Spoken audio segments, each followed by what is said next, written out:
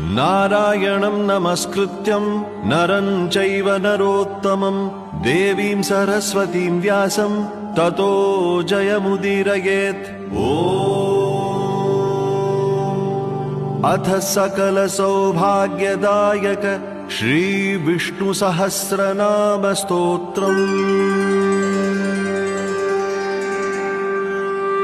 शुक्लांबरधरं विष्णुं शशिवर्णं चतुर्भुजं प्रसन्नवदनं ध्यायेत् सर्वविघ्नोपशान्तये। यस्य द्विरदवक्त्राद्यः पारिषद्यः परशतं विघ्नं निघ्नन्ति सततं विश्वक्सेनं तमाश्रये।